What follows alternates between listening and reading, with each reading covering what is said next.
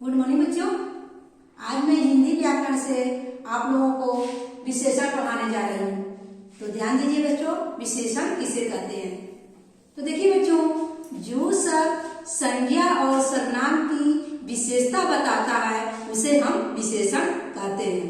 ठीक, समझ में आ गया।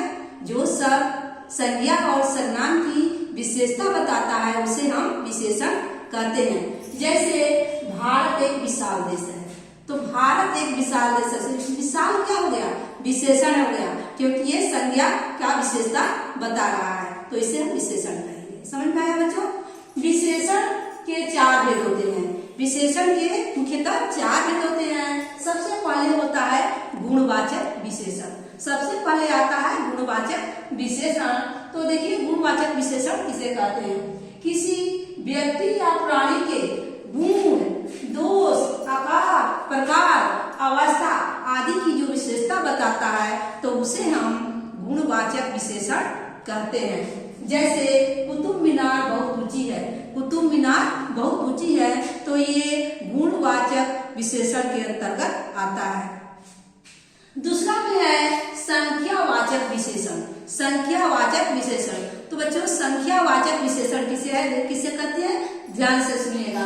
किसी संज्ञा या सर्वनाम शब्द की संख्या या क्रम का बोध कराने वाले विशेषणों को हम संख्यावाचक विशेषण कहते हैं। ठीक, जैसे एक से कुछ घोड़े आदि, ये संख्यावाचक विशेषण का उदाहरण है। तो बच्चों, संख्यावाचक विशेषण दो प्रकार के होते हैं। संख्यावाचक विशेषण कितने प्रकार के होते हैं?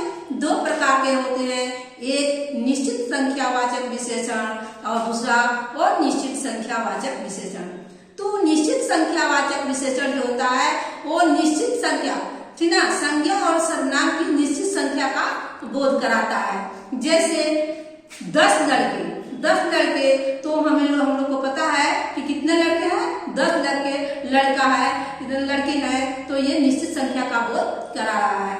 और निश्चित संख्या जो निश्चित संख्या का बोध नहीं कराता है उसे हम अनिश्चित संख्यावाचक विशेषण के अंतर्गत रखते हैं। जैसे कुछ घोड़े, तो ये पता नहीं है कि कितने घोड़े हैं। कुछ पुस्तकें, पता नहीं है कितने पुस्तकें हैं, तो ये निश्चित ये अनिश्चित विशेषण के अंतर्गत आएगा।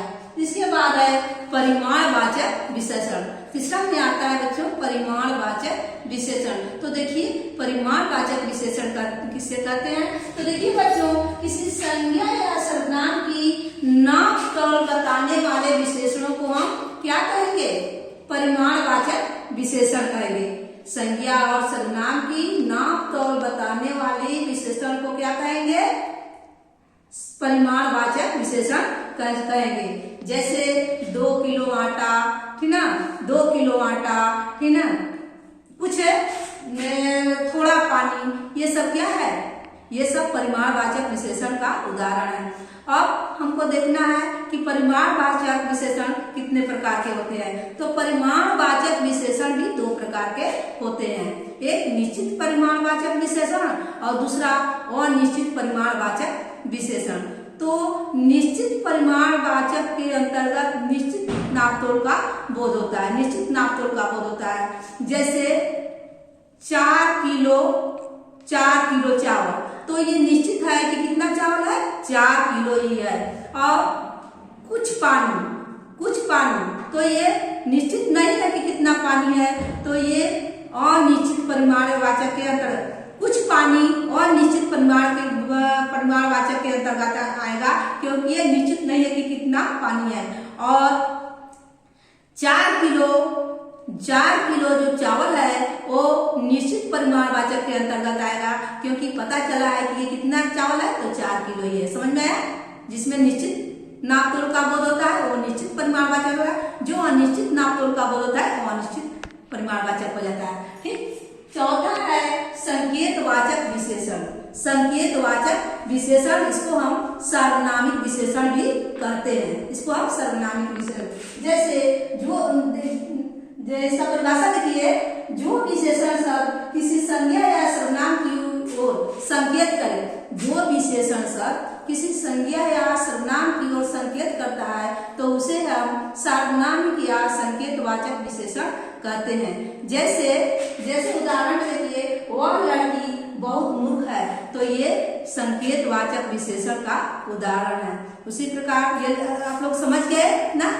एक है, इसमें थोड़ा सा और जान लीजिए, प्रविशेषण। प्रविशेषण किसे कहते हैं?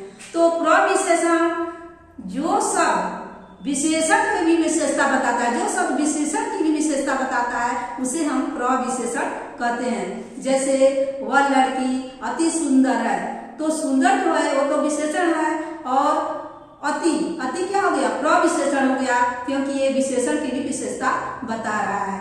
तो बच्चों आप लोग को समझ में आ गया होगा प्रविशेषण किसे कहते हैं, विशेषण किसे कहते हैं, और विशेषण के कितने भेद होते हैं, नोट कर लीजिएगा आप लोग। धन्यवाद बाबू।